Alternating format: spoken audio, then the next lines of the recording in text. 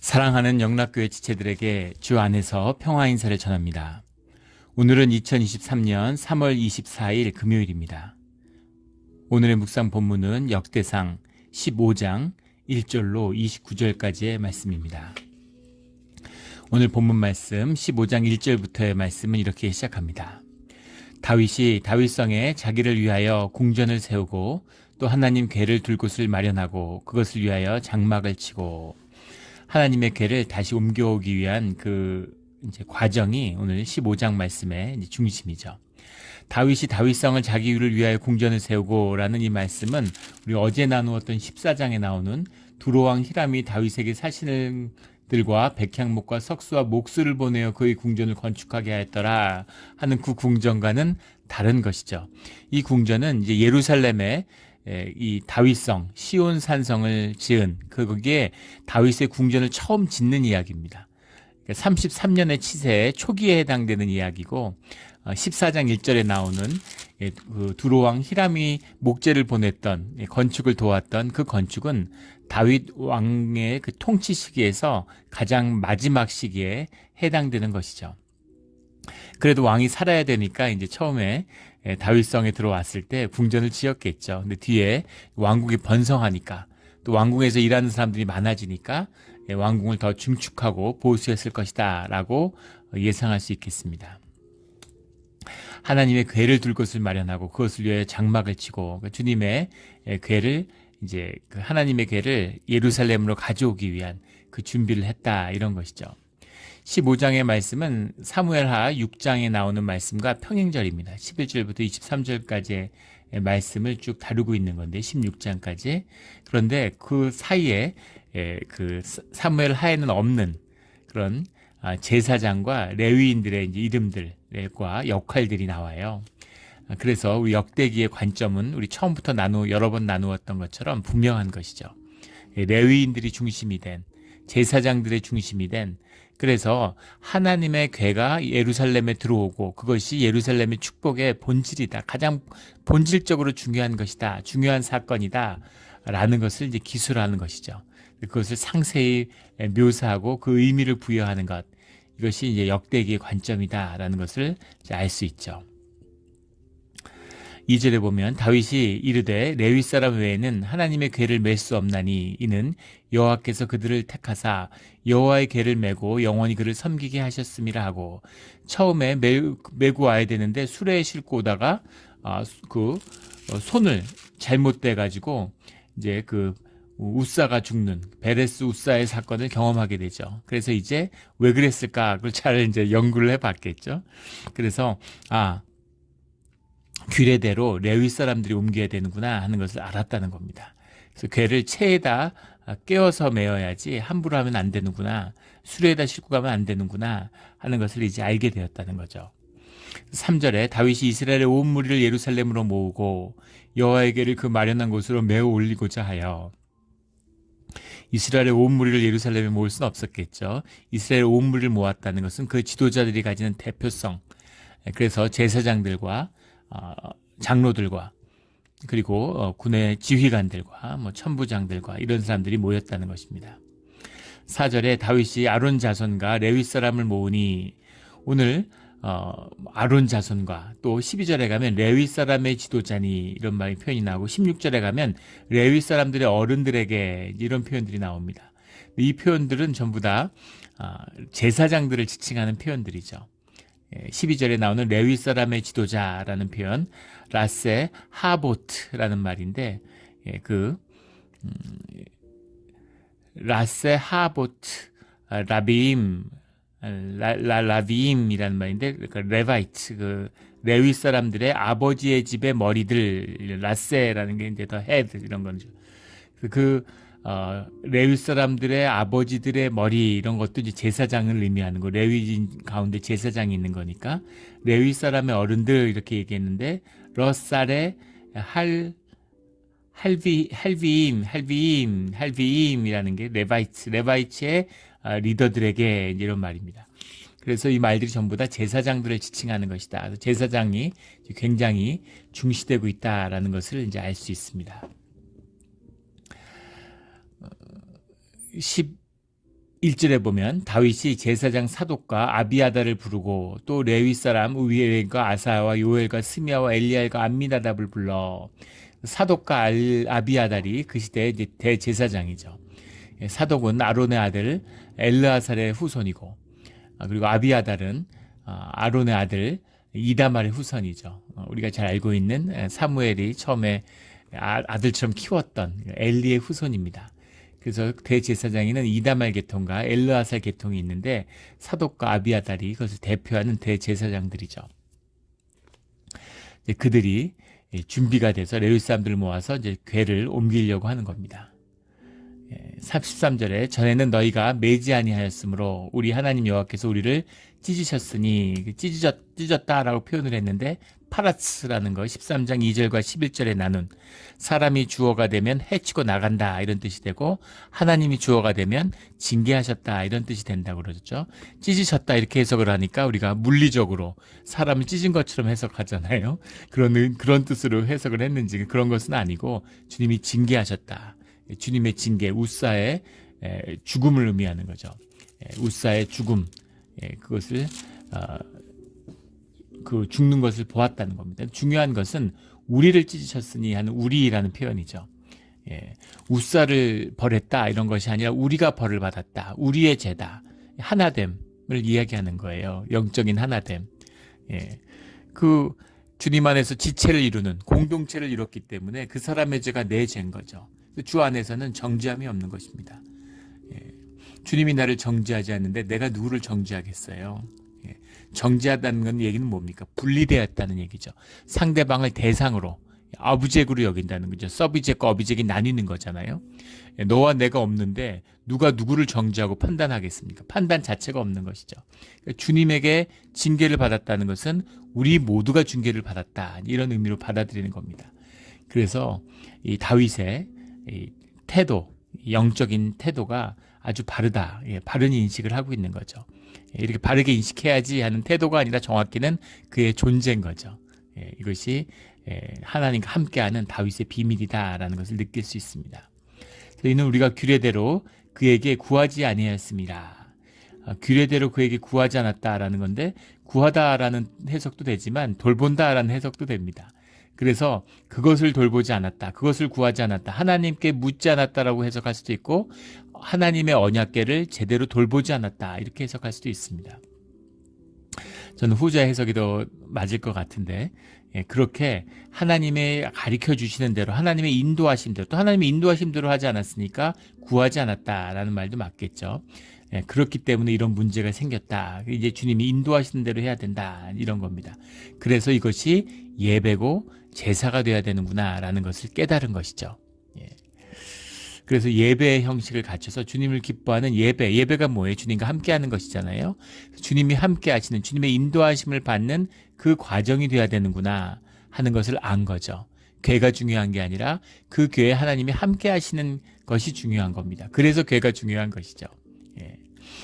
그래서 하나님이 떠나시면 궤는 아무것도 아니지, 나무 상자지, 그게 무슨 의미가 있겠어요? 그것입니다. 교회도 마찬가지죠. 주님이 임재할 때 하나님의 성전이 되는 것이, 주님이 없으면 그냥 건물이죠. 뭐 아무것도 아닌 겁니다. 그것을 깨달아서 예배를 통해서 주님과 함께하는 그런 이 여호와에게를 모시는 과정이 돼야 된다. 그래서 제사장들을 모으고 그 준비를 갖춰서 가는 것이죠. 15절에 모세가 여호와의 말씀에 따라 명령한 대로 레위 자손이 채에 하나님의 궤를 꿰어 어깨에 매니라. 채라는 건 폴이죠. 폴대를 말하는 거죠. 그래서 그 고리에 폴대를 끼워서 옮기는 겁니다. 손이 닿으면 부정을 타면 안 되니까. 그래서 구별되었다는 게 성스러움이잖아요. 그 성스러움을 지키는 의미가 들어있는 거죠. 그걸 가지고 이제 옮겨가는 겁니다. 16절에 다윗이 레위 사람들의 어른들에게 명령하여 그의 형제들을 노래하는 자들로 세우고 비파와 수금과 재금 등의 악기를 울려서 즐거운 소리를 크게 내라. 그래서 그냥 그 예배의 형식에 따라서 주님을 높이고 주님을 찬양하면서 그것이 움직였다라는 겁니다. 17절에 헤만과 아삽과 에단의 이름이 또 나오죠. 그들이 이런 예배의 음악, 주님을 찬양하는 것에 중심이고 지도하는, 이끄는 사람들이었다라는 것을 볼 수 있죠. 20절에 보면 스가라와 아시엘과 스마라복과 여유엘과 운니와 엘리압과 마아세와 분하야는 비파를 타서 알라못에게 맞추는 자요. 16절에 비파와 수금과 재금 등의 악기를 울려서 즐거운 소리를 크게 내라 이런 말이 나오는데, 비파와 수금은 현악기라고 하죠. 요세푸스가 쓴 유대 고대사에 보면 비파는 12줄이고 수금은 3줄의 현악기였다 이런 기록이 남아 있습니다. 그 재금은 타악기였다 그러죠. 그런 타악기와 현악기를 모두 이용해 가지고 주님을 찬양하는 겁니다. 그 예배 형식 얘기하는 것 중에 뭐 전통적인 예배 가운데 우리 전통적인 제사 형식에서 찬양에서 타악기를 쓰지 않았다 이렇게 얘기하는 분들이 있어요. 그래서 지금도 타악기를 쓰면 안 된다. 그렇지 않습니다. 재금이 타악기였죠. 무슨 악기를 쓰는 것이 중요한 것은 아니에요. 근데 그렇게 말하는 분들의 뜻이 무엇인지는 알죠. 타악기라는 것은 박자를 이제 강조하잖아요. 타악기를 두드리면 사람들의 이제 뭐라 그럴까요? 영이 합쳐져서 엑스타시를 유발하는, 그래서 그건 이방 종교의 형식에서 많이 쓰이는 겁니다. 락 콘서트 같은 데 가면 알 수 있죠. 어떤 박자의 사람들을 끌어들이는. 근데 이제 예배라고 하는 것은 우리의 내면으로 깊이 들어가서 우리가 하나님을 깊이 체험하는, 예배에 나오기 전에 우리가 하나됨을 이루는 것이죠. 그래서 주님 앞에 나와서 주님의 말씀을 깊이 내면 가운데 들어가는 임재를 만나는 과정이에요. 그래서 엑스타시가 아니라 엔스타시죠. 깊게 침잠하는 과정이기도 합니다. 그래서 어떤 열정과 몰입을 야기하는 그런 엑스타시를, 그러니까 그런 걸로 좀 예배가 오염되는 것이 많이 있었죠. 흐려지는. 그래서 꺼리는 것이 있지만 타악기를 쓰면 안 된다 이런 것은 맞지 않는다라는 것을 볼 수 있습니다. 근데 여기 20절에 보면 알라못에 맞추는, 왜 그래서 알라못에 맞추는 자예요 이렇게 해석을 했을까요? 이상하죠. 왜 그것을, 원래 예전에는 여창이라고 되어 있었어요. 개역 한글에는 여창의 남녀 할 때 여자, 계집 여자에 노래 부를 창자를 써서 여창의 어감이 안 좋아서 그런 건지, 아니면 알라못에 대한 해석이 불분명하다고 생각을 한 건지 여창이라고 되어 있었는데 이것을 알라못으로 바꿨습니다. 원어를 그대로 썼어요. 알라못에 맞추는 자다. 알라못이라는 것이 알라모트라는 말인데 알마라는 게 원형이죠. 알마라는 게 이제 young woman, 그런 virgin 이런 걸 의미하는 겁니다. 처녀들, 젊은 처녀들을 말하는 거예요. 그 찬양을 하는데 분명한 게 무엇이겠습니까? 여성 중창단이 있었다는 것이죠. 여성 합창단이 있었다는 겁니다. 여성 성가대가 있는데 그 레위에 찬양을 하는 사람들의 이름들이 이제 남성들, 레위인 남성의 이름들이 나오니까, 그러니까 찬양은 마치 남성들만, 레위인의 남성들만 이 제사에 참여했던 것처럼 예배자로서, 근데 그렇지 않다는 것이 본문 가운데 분명히 있는 것이죠. 지도자들, 이런 사람들은 이제 레위의 제사장들이 맡았겠죠. 그러나 우리 찬양대를 하면 찬양대 지휘자나 찬양대가 있으면 찬양대 대장이나 총무나 이런 분들은 장로님이나 이런 분들이 하시잖아요. 교회가 커지고 그러면은 장로님들이 인도하고 이렇게 되는 거죠.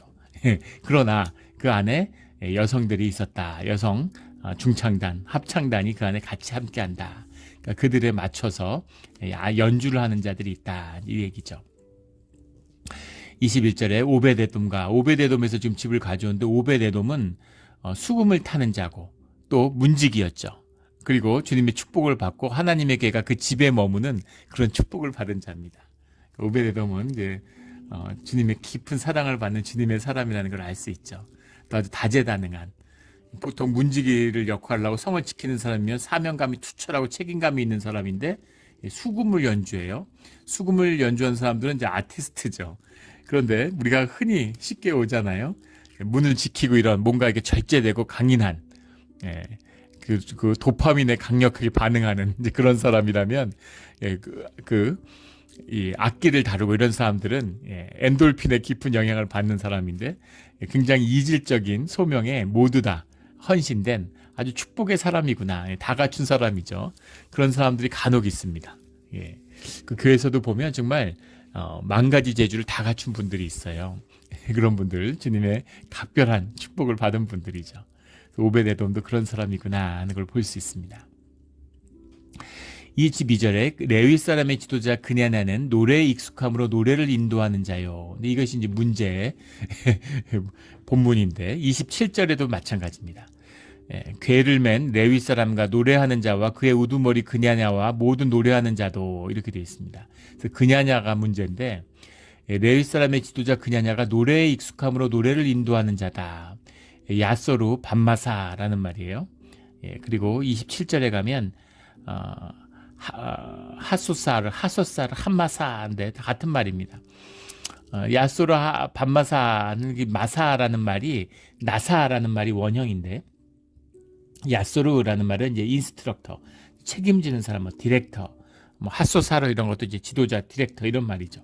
그런데 밤마사의 마사의 원형인 나사라는 것을 노래하는 노래라고 본 겁니다. 노래에 익숙하다, 노래를 인도한다 이렇게 노래라고 봤는데 이제 문맥으로 보면 지금 쭉 노래하고 찬양하는 사람들 속에서 이 이름이 나왔기 때문에 노래를 인도한다 이렇게 노래에 익숙하다 이렇게 이야기하고 있지만. 문제는 나사라는 말이 노래라고 쓰일 수 없는 건 아닙니다. 그런 예가 아주 없는 건 아니지만 거의 없어요. 이런 경우는 거의 없습니다. 그래서 이것을 노래라고 번역하는 것은 좀 억지가 아닌가 싶습니다. 그래서 많은 성서학자들이 이것이 이제 개역 개정 한글에서 개역 한글도 마찬가지죠. 이걸 노래라고 해석한 것을 대표적인 성경의 오역 중에 하나라고 지적을 합니다. 그럼 나사는 뭐냐? 나사의 이제 주된 의미는 들어 올린다, 옮긴다 이런 뜻이에요. 근데 지금 뭘 하고 있나요? 하나님의 궤를 옮기고 있잖아요. 그리고 하나님의 궤를 옮기는 자들이 레위인들이죠. 그래서 이것을 옮기는 자다. 그러니까 지금 그 찬양대에 있는 그냐냐가 사실은 이 책임자다.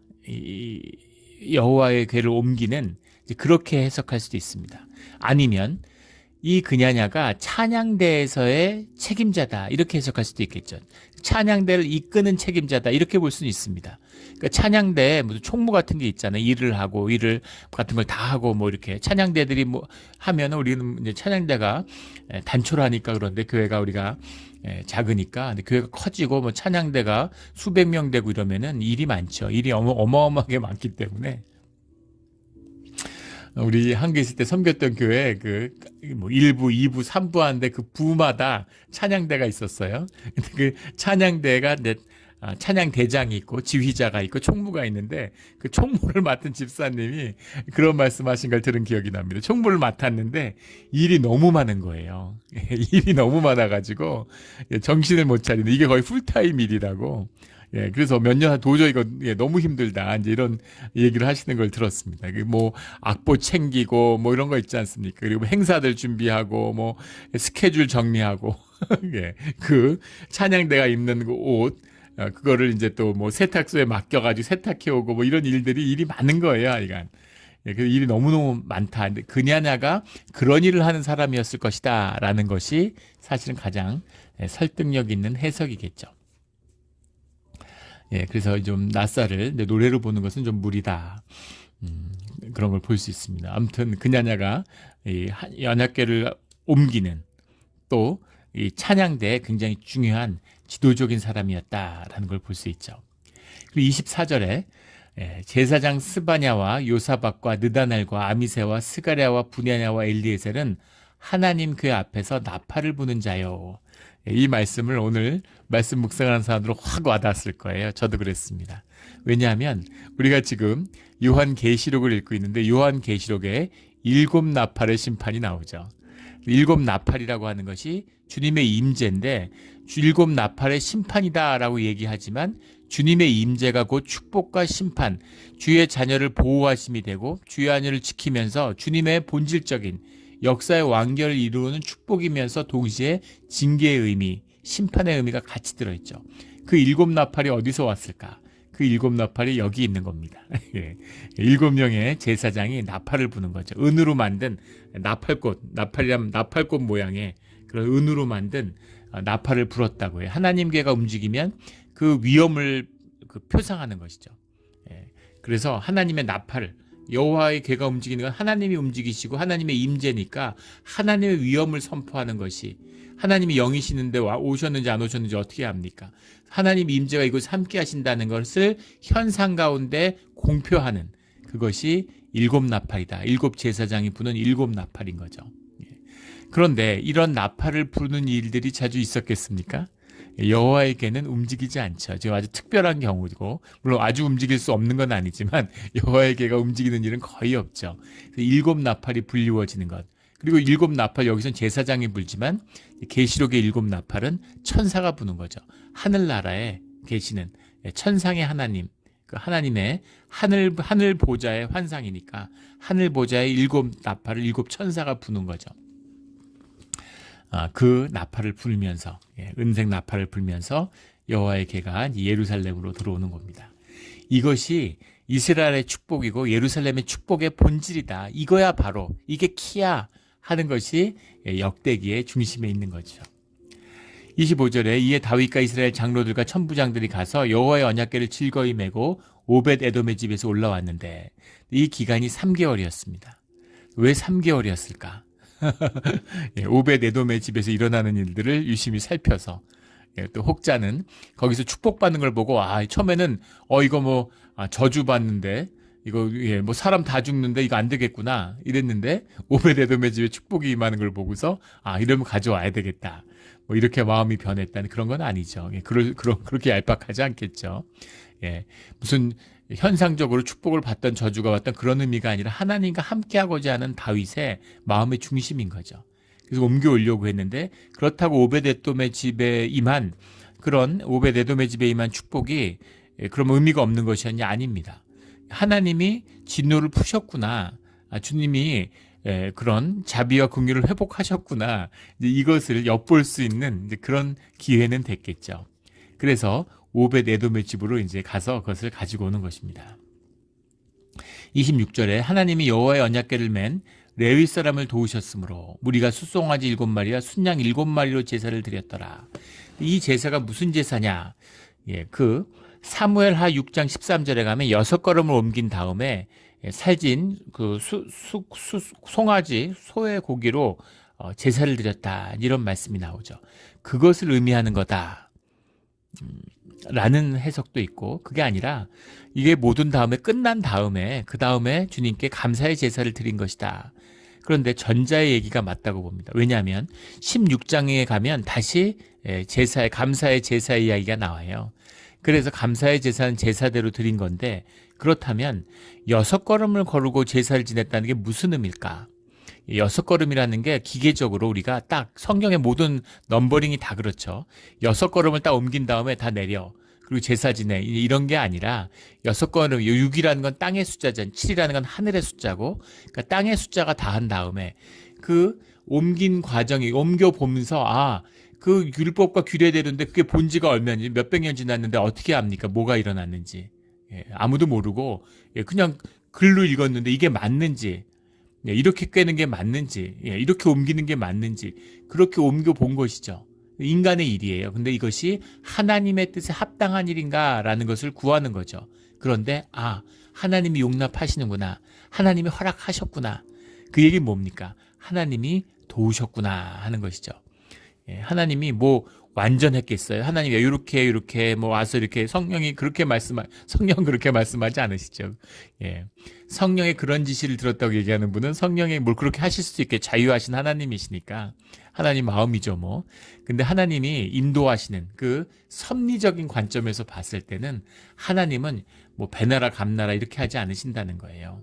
우리의 마음을 받으시고 그 모든 일들을 주관할 수 있는 하나님의 뜻을 받아서 하나님의 위엄, 하나님의 영광을 위임받아서 하나님의 뜻을 이 땅에서 이루어가는 주의 자녀를 세우는 게 주님의 구원의 참된 뜻이죠. 그러니까 그 일들을 해나갈 수 있도록 자원하는 심령을 알아보고 찾아보고 자문도 구하고 최선을 다해서 했습니다. 그럼 하나님의 뜻에 딱 들어맞았을까? 아니죠. 그 뜻에 들어맞겠습니까? 그러나 그 좋은 뜻과 좋은 마음으로 받아주신다, 이런 거죠. 좋은 뜻으로 받는다라는 겁니다. 제 큰애가 이제 봄방학이 돼가지고 지금 집에 와 있어요. 예, 지난주 이제 금요일부터 쉴 수 있었을 텐데, 이제 애가 뭐 아르바이트하고 일이 많아서 와서도 계속 뭐 이제 컴퓨터로 일하고 뭐 이런 걸 합니다. 그리고 이제 3학년이 돼가지고 3학년에 이제 2학기잖아요. 그래서 영화를 찍어야 돼서 뭐 정신없이 이제 바쁜 거죠. 영화 전공이니까. 와서 밤늦게까지 막 일을 하고 그래요. 월요일 날 왔는데 이제 내일 모레 아침 일찍 가야 된다 그럽니다. 교회에 이제 인사도 못 드리는데, 근데 같이 와 있으면, 예, 쉽지가 않아요. 큰애는 아티스트입니다. 예, 둘째하고는 이제 완전히 다른데, 둘째는 이상하게 한마디 하면 뭘 이렇게 하자, 이렇게 해야 된다 얘기하면 한 번도 2번 말하게 하는 일이 거의 없습니다. 근데 큰애는, 예, 그렇게 10번, 20번을 얘기해도 잘 되지가 않아요. 예. 예. 그래서 와서 봤는데 또 뭐 샤워했는데 막 바닥에 물이 천지고, 예. 양말 돌돌 말지 말라 그러는데 돌돌 마른 양말이 수십 개 집에서 싸온 양말이 그 빨래들에 들어있어 다 일일이 폈습니다. 잔소리 할 일들이 너무 많은 거예요. 문 안 잠가고 나가고 불 켜놓고 나가고 쉽지가 않아요. 예. 얘는 내 구조가 좀 다르구나 나하고는 하는 것을 이제 받아들이게 되는 거죠. 그런데 뜻에 맞고 삶이 좋아서가 아니라 잠깐 와 있는 거고 집에 와서 그래도 편안한 휴식을 취하고 안식을 취하고 회복돼서 가기를 따뜻한 그런 걸 느끼고 가기를 바라는 마음 때문에 새벽마다 기도하면서 마음의 다짐을 하고 주님께 간구하죠. 주님 도우셔서 믿음을 주셔서 감사하고 잔소리 안 하고 무사히 조용히 잘 있게 따뜻하게 좋은 시간 보내고 갈 수 있게 도와달라고 이제 그렇게 기도합니다. 그렇게 기도하는 거죠. 마음이에요. 아버지의 마음으로 품고 받아주는 겁니다. 마음에 딱 들어서가 아니에요. 그것처럼 하나님이 도우셨으므로, 하나님 여호와의 언약궤를 맨 레위 사람을 하나님이 도우셨으므로, 이것이 핵심인 거죠. 주님의 은혜였다라는 겁니다. 주님의 은혜를 경험하고 감사하기 때문에 주님 앞에 제사를 드렸다라는 거죠. 감사의 의미가 들어있는 것이고 동시에 이 여호와의 언약궤를 옮겨가는 과정이 예배다라는 뜻이 들어있는 겁니다. 그것이 감사함이고 그것이 예배다. 그것이 기쁜 것이죠. 그렇게 기쁨으로 제사로 이것을 주님을 모셔서 예루살렘에 여호와궤를 모셨다라는 겁니다. 실제 이스라엘의 역사를 봐도 이 성전 가운데 모신, 이 성막 가운데 모신 여호와의 궤가 중요한 거죠. 성전을 세운 건 사실은 중요하지 않습니다. 솔로몬의 성전은 주님의 뜻을 완전히 벗어난 것이죠. 여호와의 언약궤의 그 뜻을, 주님의 임재를 사실 어지러워지기 시작하는 게 솔로몬의 성전부터입니다. 그런데 언약궤를 예루살렘에 모셔들었다라고 하는 이 다윗의 의미는 이것과 뭐 비교할 수 있는 게 없는 거죠. 이것이 이스라엘 역사의 핵심이구나, 이것이 축복의 핵심이구나 한 것을 바벨론의 노예로 끌려가서 70년 동안 노예 생활을 하면서 깨달은 것입니다. 깨달아야죠. 이게 얼마나 귀한 것인지를 깨달은 거예요. 예배가 얼마나 중요한 것인지를 깨달은 거예요. 예. 교회에서 사업을 시작하는데 축복이죠. 주님의 은혜입니다. 그런데 우리가 목회하다 보면은 이제 사업이 크고 막 이러니까 일이 많은 거예요. 그럼 교회에 소홀히 하게 되고 심지어는 주일날 교회에 못 오게 되는 겁니다. 이해하죠. 일이 얼마나 많고 바쁘면 그렇겠어요. 그런데 주님은 뭘 보시냐면 그 가운데에서 무엇이 삶의 우선순위인가 하는 걸 보시는 거죠. 세겜이에요. 세겜에 섰는데 그것이 그리심산의 축복이 될는지 에발산의 저주가 될는지 아직 모르는 겁니다. 정해지지 않았어요. 그것은 우리의 기도, 우리의 자세에 있는 것이죠. 여호와의 궤를 예루살렘에 모셨다고 해서 다 잘 되고, 그러면 그것을 뺏어간 블레셋도 잘 됐어야죠. 그런 게 아니라는 겁니다. 그것이 예루살렘의 축복이 될 수 있고 나중에 주님의 멸함을 받는, 징계를 받는 예루살렘이 받은 저주가 될 수도 있다는 겁니다. 근데 이 감사한 마음으로 6걸음을 떼고 주님께 제사를 드리고 떠나는 이 감사와 주님께 드리는 신령과 진정의 예배가 이 여호와의 궤를 축복의, 그리심산의 축복의 문을 여는 그것으로 만든다라는 것이 들어있는 거죠. 다윗과 궤를 맨 모든 레위 사람과 노래하는 자들이 모두 다 세마포 겉옷을 입었다. 레위인들이 제사장들이 세마포 겉옷을 입고 다윗은 또 배 에봇을 입었고 에봇은 제사장들이 입는 것이죠. 다윗이 에봇을 입었다는 건 단순한 왕이 아니라 단순한 세속적인 권력이 아니라 다윗이 주님 앞에선 제사장과 같은 왕이다 하는 뜻이 들어있는 거죠. 이것이 다윗은 에봇을 입었고 이것입니다.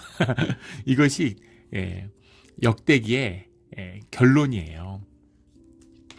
레위와 다윗이 하나다. 제사장, 왕 같은 제사장, 이걸 이루어야 되는 것이구나. 오늘날도 마찬가지입니다. 우리 신앙이죠. 무슨 신앙이 중요하니까 교회에 살고 교회 일만 하고 막 가끔 그런 이제 청년들을 볼 때가 있어요. 이해하죠. 그럴 때가 있는 겁니다. 그래도 그 뭐라 그럴 필요가 기다려주면 되는 거예요. 처음에 주님 믿고 저도 그랬습니다. 너무 좋은 거예요. 교회가 너무 좋고 예배가 너무 좋은 거죠. 그래서 매일 예배만 드리고 매일 기도하고 그 정상적인 생활이 안 되는 겁니다. 일상생활이 무너져요. 기도하는데 아침에 기도하러 와서 하루 종일 기도하는 거죠. 기도하다가 막 점심 먹는 것도 건너뛰고 저녁 오후 때 계속 앉아서 기도하고 매일 앉아 있고 교회 찾아다니면서 기도하고 그런 거죠. 그런데 그것이 신앙은 아닙니다. 그럴 때가 있는 거죠. 처음에 연애하면 정신 못 차리는 것처럼. 그런데 그 신앙만큼 기도만큼 예배만큼 중요한 우리의 삶이 예배가 돼야 된다. 그 얘기잖아요. 우리가 밥 먹고 살고 뭐 아르바이트하고 청년 때 편의점에서 일하고 이런 게 기쁘고 즐겁기가 쉽지 않죠.